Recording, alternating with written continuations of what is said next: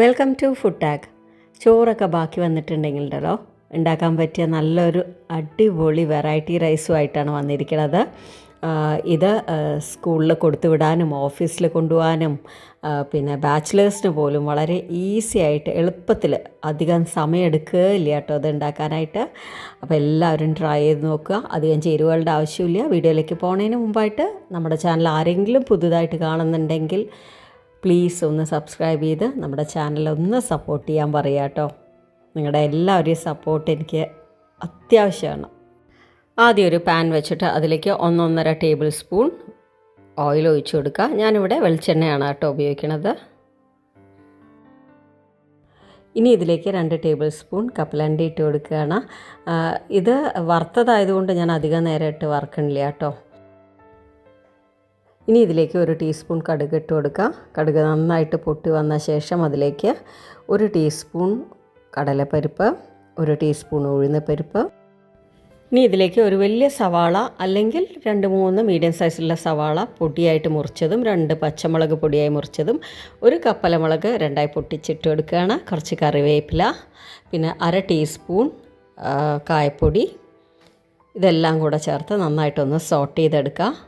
സവാള ട്രാൻസ്പെറൻ്റ് ആവണ വരെ ഒന്ന് സോട്ട് ചെയ്തെടുത്താൽ മതി. ഇനി ഇതിലേക്ക് 4 ചെറിയ തക്കാളി എടുത്തിട്ടുണ്ട്. വലുതാണെങ്കിൽ 2 മതിയാവും കേട്ടോ. അപ്പോൾ അതും പുട്ടിയായിട്ട് മുറിച്ച്, ഇത് ഞാൻ ഗ്രേറ്ററിൽ ഇട്ടത് കൊണ്ടാണ് ഇങ്ങനെ മുഷിയായിട്ടുള്ളത് കേട്ടോ. അപ്പോൾ അത് നന്നായിട്ട് വഴണ്ട് നല്ല പൾപ്പി ടെക്സ്ചറിൽ വരണം.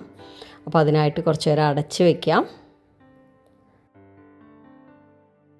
പഴുത്ത തക്കാളിയാണെങ്കിൽ ഏറ്റവും നല്ലത് കേട്ടോ. അപ്പോൾ ചട്ടുകം കൊണ്ട് ഇതുപോലെ ഒന്ന് മാഷ് ചെയ്ത് കൊടുക്കാം.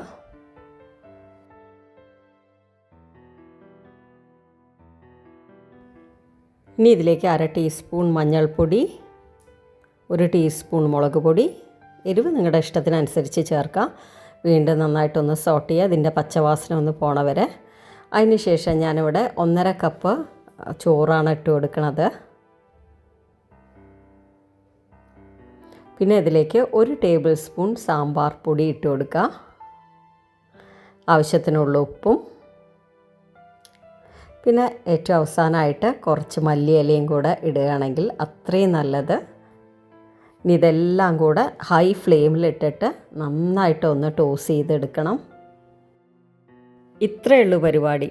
എത്ര എളുപ്പത്തിൽ നമുക്ക് ചെയ്തെടുക്കാൻ പറ്റും. നിങ്ങൾ വിചാരിക്കും ഇതിലിപ്പോൾ പ്രത്യേകിച്ച് ഇഞ്ചി വെളുത്തുള്ളി ഒന്നും ഇട്ടില്ലല്ലോ, ടേസ്റ്റ് ഉണ്ടാവുമോ എന്ന്. ഒരു സംശയം വേണ്ട കേട്ടോ. ഞാൻ പറഞ്ഞ രീതിക്ക് ഉണ്ടാക്കി നോക്കൂ, ഉറപ്പായിട്ട് നിങ്ങൾക്ക് എല്ലാവർക്കും ഇത് ഇഷ്ടാവും. കുക്ക് ചെയ്യാൻ അറിയാത്ത ഹസ്ബൻഡ്സിന് പോലും ഇത് ഉണ്ടാക്കാം കേട്ടോ. അത്ര എളുപ്പമാണ്.